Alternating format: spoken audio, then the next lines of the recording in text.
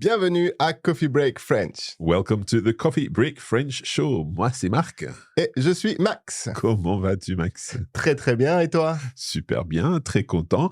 Et très content aussi parce que nous avons reçu beaucoup de commentaires sur le dernier épisode. A lot of positive reviews indeed, and we will keep going with our weekly episodes that will help you improve your French one coffee break at the time. Super. You notice, if you're watching the video version, that we've got these lovely Coffee Break French mugs. Now, you can get your own Coffee Break French mug if you visit the link below the video, and that way you'll be able to enjoy your coffee break as you learn French. If you're listening to the podcast, then you can head to coffeebreakgiftshop.com and you can buy your mug there. I've mentioned a podcast, I've mentioned a video. If you're watching our video on YouTube, then please subscribe to the video and subscribe to our channel. And if you're listening to the podcast, then you can subscribe to our podcast wherever you get your podcasts.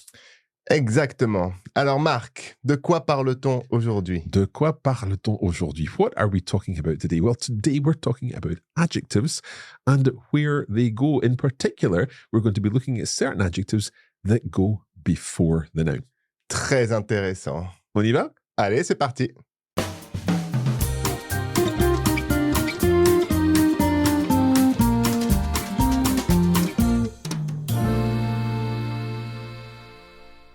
Now, we might be wondering about adjectives that go before the noun. That's what happens in English. We talk about the interesting book, the beautiful house.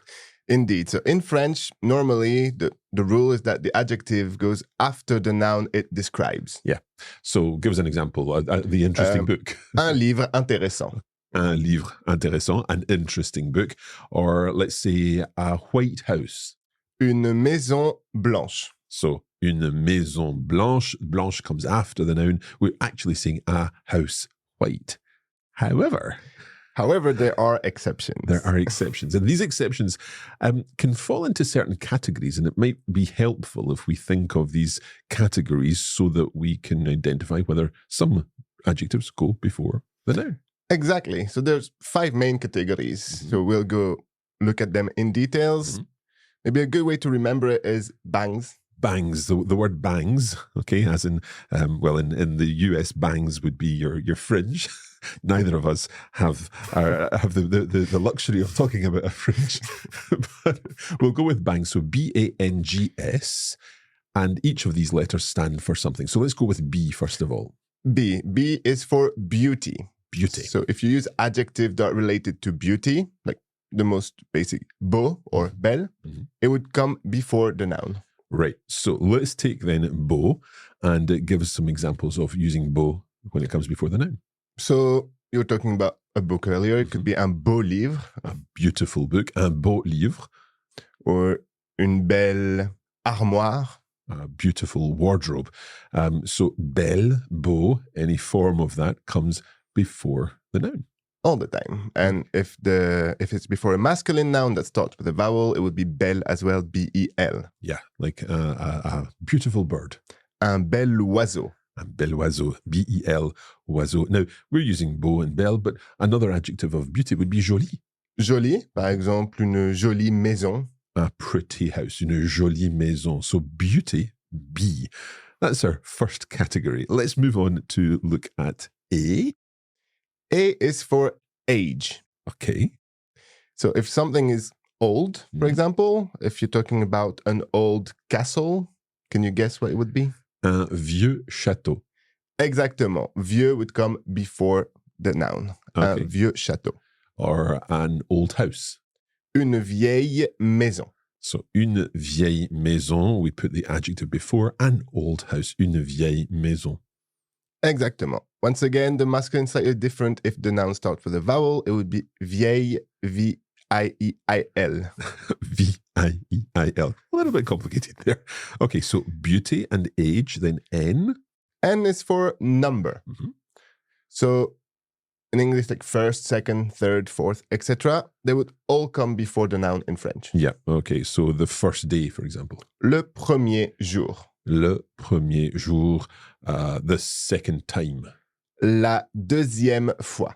So beauty, age, number. Then we've got G for? G is for goodness. Goodness.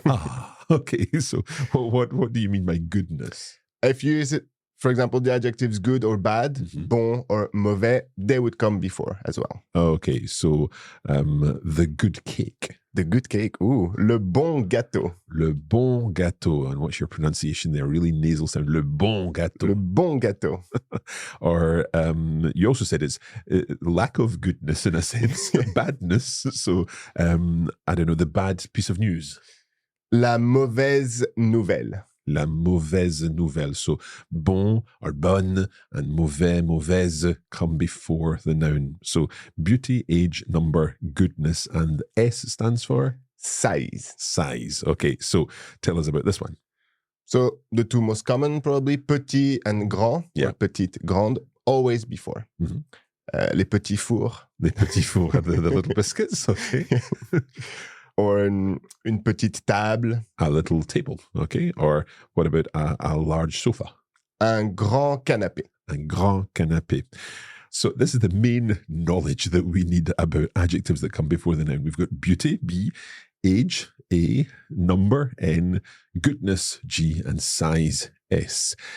However, there's something else. There's a twist, Mark. Dun, dun, dun, a twist. What is this twist? So some adjectives can be placed either before the noun or after the noun, and the meaning is different. Okay. I think what would help here is an example. Of course. Par exemple, ancien or ancienne. Okay, so the basic meaning of this is kind of like old. Ancient is the same root as the word ancient in English. Yes, if it's after the noun, it does mean old. Okay, so an example of that would be la maison ancienne. That would be the old house. Yeah, okay. Yeah. But if we bring ancien or ancienne before the noun, then it translates to former. Donc, mon ancienne maison is my former house. Mon ancienne maison, my former house. And you might be thinking there, why is it mon? Because we're talking about une maison. It's because ancienne starts with a vowel, so we have mon instead of ma, even though it's feminine. Okay, maybe another example, mon ancien prof. Mon ancien prof. My former teacher. Mon ancien prof. And it doesn't mean he's old. It might be, but that's not the point. Could we say mon ancien prof ancien? Like old former teacher? Sounds weird. Theoretically, you could. Yeah, I've never heard it, but it's correct. Okay. So that's ancien, which means former before the noun and old after the noun. Exactement. Let's look at another one. Another very common word is cher. So cher means dear in a sense, but that dear can be dear as in your dear friend, or it can be dear as in expensive. Exactement. So the most common way to start a letter, especially back in the day, was cher, cher Mark. That would be dear Mark. Yeah. But if you put cher after the noun, it means expensive, not related to feelings. Okay, so canapé cher. An expensive sofa. But mon cher ami, my dear friend. Yes, money is not involved as dear. Okay, good. Let's look at another one. Well, one I like is curieux or curieuse. So if you put it before, it means strange, a bit odd. Yeah. Par exemple, une curieuse recette. Like a strange recipe. Oui. But if you put it afterwards, it's more of a literal meaning. Yes, it means curious. Yeah. So mon ami curieux. So my curious friend, in the sense that he likes discovering things and likes looking into things and asking questions. If you say mon curieux ami, you have a strange friend. Yeah, you've got to be careful with that one. Okay, what about dernier? Dernier can be a little bit tricky. So if you put it before, it means the last, but the last of all. Yeah. From a sequence or series. Yeah. For example, I could say décembre est le dernier mois de l'année. The dernier mois. So the last of all the months in the year. It's the last month of the year. Exactement. But if you put it after, then it means last as in most recent. Yes. So the one that happened before this one, in a sense. Exactement. So if you say le mois dernier, unless we're in January, it's not going to be December. Yeah. Okay. So le mois dernier would be last month. Now, I have a little confession to make here, Max, because in the introduction to this episode, I talked about how we received comments after what I thought was the last episode, the previous episode. And I said le dernier épisode. But indeed, le dernier episode sounds like it's the very last one. Yeah, which of course isn't the case. So I should have said l'épisode dernier. Exactement. Okay, the previous episode. Okay, we've got 2 more here, so let's cover these quickly. Right, let's start with vrai. So vrai means real. It does. It means real, true, but it also means actual if it's before. Okay, so give us an example. So for example, c'est une vraie Rolex. Okay, so is that a real Rolex that you're wearing? Yes. It's an Apple Watch, but anyway, let's not go there. C'est un vrai Rolex. It's a real Rolex. But if we put vrai after... It means true. You will see une histoire vraie. Yeah, so it's a true story. In a sense, we could potentially use real in English. It's a real story, but true makes more sense there. It's a true story. C'est une histoire vraie. Exactement. And one final one, and this is one of my favorites because I always think it's a good thing to remember. Okay, donc c'est l'adjectif propre. Propre. So propre can have 2 meanings. One before the noun. Ouais, and that means own, my own. Donc ma propre chambre. My own bedroom. However, if your bedroom is tidy, then propre goes after the noun. La chambre propre. Yeah, so la chambre propre, a tidy bedroom. Ma propre chambre propre.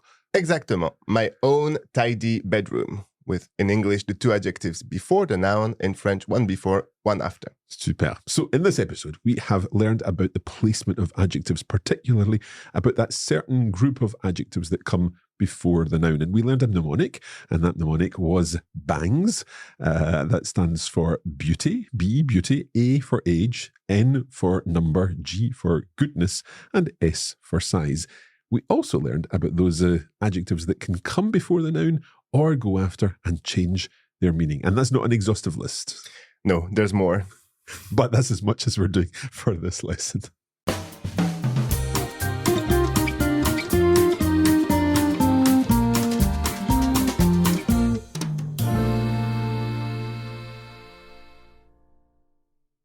We hope you've enjoyed this lesson. If you want to see these examples and more info written down, we have a blog article for this episode.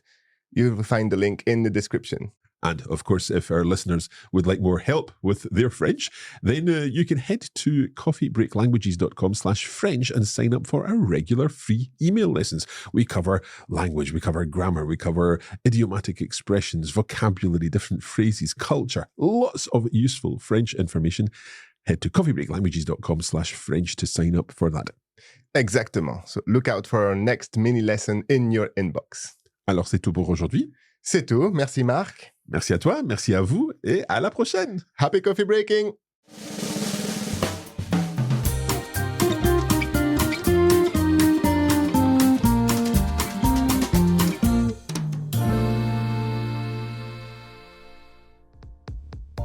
You have been listening to a Coffee Break Languages production for the Radio Lingua Network.